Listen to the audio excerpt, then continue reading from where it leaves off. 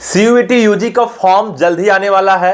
आप मान के चलो फरवरी के लास्ट तक, या आप मान के चलो मार्च के क्या बोलते हैं फर्स्ट वीक या सेकंड वीक तक आ जाएगा। यानी कि फरवरी के लास्ट से लेके आप क्या बोलते हैं 15 मार्च तक मान के चलो इसका फॉर्म रिलीज हो जाना चाहिए। अब बात आया कि पहले से आपको कौन से डॉक्यूमेंट्स रखने हैं जिसकी वजह से फॉर्म आए तो आप जाके उसको आसानी से भर सको। कहीं ये ना हो कि इधर फॉर्म रिलीज हो गया और आपके पास जो डॉक्यूमेंट्स हैं वो तैयार ही नहीं है। तो चलो स्टार्ट करते हैं आज का वीडियो और जानते हैं कि सीयूईटी यूजी 2025 में कौन कौन से क्या बोलते हैं डॉक्यूमेंट्स लगेंगे फॉर्म भरने में। स्टार्ट करते हैं आज का वीडियो और जानते हैं इसके बारे में। हेलो स्टूडेंट, मैं अनूप राय, मेरे YouTube channel spark up classes पर आप सभी लोग का स्वागत है।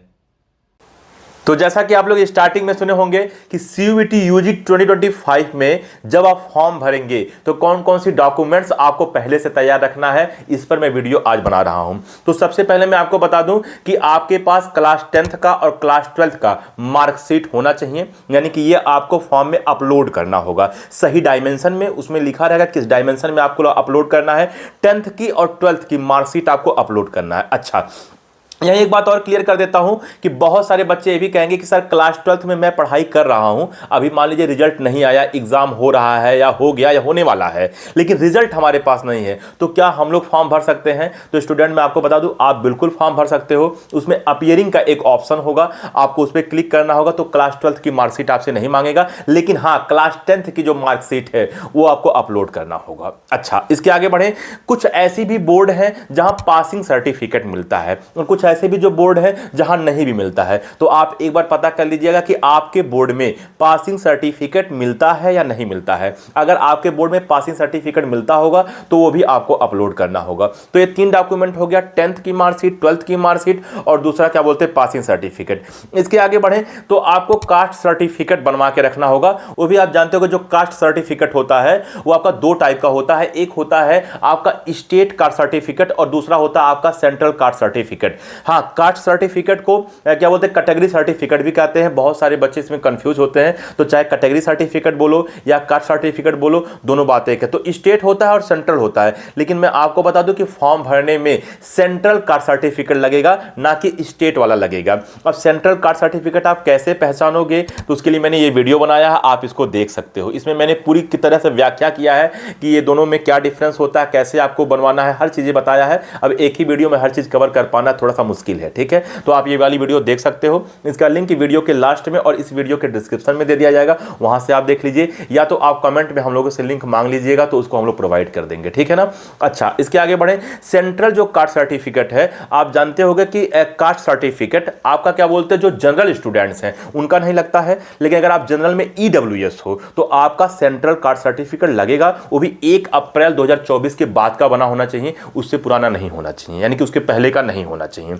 अगर आप ओबीसी हो तो आपका भी क्या बोलते हैं कास्ट सर्टिफिकेट सेंट्रल का ही लगेगा और आपका भी 1 अप्रैल 2024 के बाद का होना चाहिए। और वहीं अगर आप एससी एसटी कैटेगरी से बिलोंग करते हो तो आपका कास्ट सर्टिफिकेट 5 साल 6 साल 7 साल पुराना है तब भी चल जाएगा। आप लोग का ऐसा कोई क्राइटेरिया नहीं है कि 1 अप्रैल 2024 के बाद का होना चाहिए। तो आपको ये बात क्लियर समझ में आ गया होगा कि जो कास्ट सर्टिफिकेट है वो स्टेट वाला नहीं लगेगा। कौन सा लगेगा? सेंट्रल कास्ट सर्टिफिकेट, ठीक है ना। वो भी ओबीसी और ईडब्ल्यूएस का 1 अप्रैल 2024 के बाद का होना चाहिए, जनरल का नहीं लगता है। एससी एसटी कैटेगरी का हो तो 5 साल 6 साल 7 साल पुराना भी है तो भी चलेगा, बहुत पुराना नहीं होना चाहिए कि 20 साल पुराना है, ठीक है ना, ऐसा नहीं होना चाहिए। 6 साल 7 साल पुराना क्या बोलते हैं चल जाएगा। तो कास्ट सर्टिफिकेट की बात हो गई। इसके आगे बात करें तो एक आपका आईडी प्रूफ लगेगा, जैसे आपका आधार कार्ड हो सकता है, या उसकी जगह पर अगर आपके पास पैन कार्ड हो या आपके पास ड्राइविंग लाइसेंस हो वो आपका लगेगा। आधार कार्ड में आप ये मान के चलो कि अगर आपका आधार कार्ड में कुछ गलती है, कुछ गड़बड़ है, आपको डर लग रहा है कि सर उसको अगर लगा दे तो कहीं ऐसा ना हो फॉर्म रिजेक्ट हो जाए,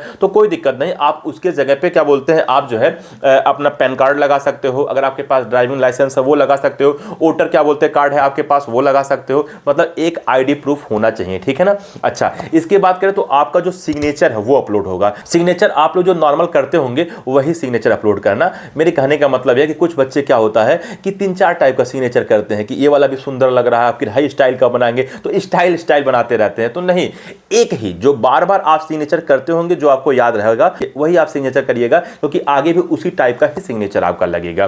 ठीक है ना। अच्छा, तो सिग्नेचर आपको अपलोड करना होगा। अब बात आ जाए फोटो पे, तो आपका पासपोर्ट साइज फोटो लगेगा। और पासपोर्ट साइज फोटो की एक बात मैं बता दूं कि पीछे का जो बैकग्राउंड है वो व्हाइट होना चाहिए। हाँ, अगर पीछे का बैकग्राउंड ब्लू भी हुआ तो भी चल जाएगा, लेकिन आप कोशिश करिएगा कि व्हाइट हो तो बहुत अच्छा रहेगा। इसके अलावा और कोई क्या बोलते हैं बैकग्राउंड नहीं होना चाहिए, जैसे काला, पीला, हरा, ठीक है ना, लाल, ये सब बैकग्राउंड नहीं होना चाहिए। या तो व्हाइट हो या तो ब्लू हो, बट मैं ये कहूंगा कि अगर व्हाइट हो तो बहुत अच्छा रहेगा। अच्छा, अगर इसके बाद बात करें, क्या सर फोटो पे डेटा क्या बोलते हैं फोटो या अपना नाम लिखवाना है, तो यह कोई जरूरी नहीं है। अगर आप डेटा फोटो लिखवा लेते हो या अपना नाम लिखवा लेते हो तो भी अच्छी बात है। जैसे नीट के फॉर्म में आप देखते होगे कि ये कंपलसरी है कि फोटो के नीचे आपका नाम होना चाहिए और डेटा फोटो होना चाहिए, बट सीयूटी में ऐसी कोई जरूरत नहीं। अगर लिखा है तो भी सही है, नहीं लिखा है तो भी सही है, तो आपको फोटो अपलोड करना होगा। ठीक है ना।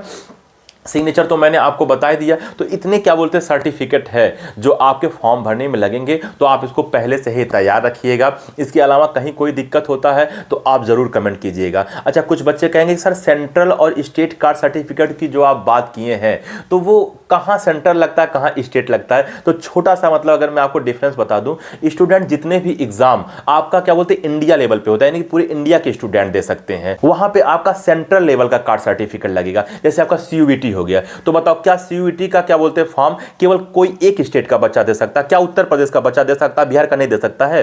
या बिहार का दे सकता है, उत्तर प्रदेश का नहीं दे सकता है? तो चूंकि सीयूईटी के पूरे इंडिया के में जितने स्टेट आते हैं सारे स्टूडेंट इस फॉर्म को भर सकते हैं, तो यहां सेंट्रल लेवल का कास्ट सर्टिफिकेट लगेगा। उसी प्रकार से एम्स पार की बात कर लें, एम्स पार क्या बोलते हैं एग्जाम होता है नर्सिंग के लिए, पैरामेडिकल के लिए, तो उसमें भी आपका सेंट्रल लेवल का लगेगा। इसी प्रकार से नीट की बात कर लें, जेईई की बात कर लें, तो इसमें सेंट्रल लगता है फॉर्म भरने में। लेकिन कोई स्टेट वाला एग्जाम है, जैसे उत्तर प्रदेश में स्टेट, जैसे उत्तर प्रदेश में आपका नर्सिंग के लिए सीनेट होता है, तो सीनेट का अगर आप फॉर्म भर रहे हो तो वहां पे आपका स्टेट लेवल वाला लगेगा। या आप क्या बोलते हैं बिहार का एक फॉर्म निकलता है बीसीईसीई, अगर आप उसको भर रहे हो तो वहां पे बिहार का लगेगा। तो छोटा सा जो डिफरेंस था वो मैंने बता दिया। ठीक है ना। तो ठीक है स्टूडेंट, इस वीडियो में इतना ही। डॉक्यूमेंट से रिलेटेड मैंने आपकी सारी डाउट क्लियर कर दी, और आपने देखा भी होगा कि मैंने लिख भी दिया होगा कौन कौन सा डॉक्यूमेंट लगेगा। तो प्लीज़ आप डॉक्यूमेंट बनवा के रखिएगा, कहीं ऐसा ना हो कि इधर फॉर्म आउट है और उधर आपका डॉक्यूमेंट तैयार नहीं है और आप बार बार परेशान हो रहे हो, इधर उधर भाग रहे हो कि अभी मेरे पास डॉक्यूमेंट तो है ही नहीं, मेरे आधार कार्ड गड़बड़ हो गया है, मेरे पास सेंट्रल कार्ड सर्टिफिकेट नहीं है। ठीक है ना। तो ऐसी बहुत सारी प्रॉब्लम देखने के लिए मिलता है जब हम लोग कमेंट का रिप्लाई करते हैं। तो हमारा काम है कि आपको पहले से सतर्क करना, अगवा करना, जिसकी वजह से आपके भविष्य में कहीं रुकावट ना आ सके। मैं और सुमन मैम हमेशा आपके उज्जवल भविष्य की कामना करते हैं और आपका साथ देने के लिए तैयार रहें। तो इस वीडियो में इतना ही, मिलते हैं अगले वीडियो में, तब तक के लिए जय हिंद।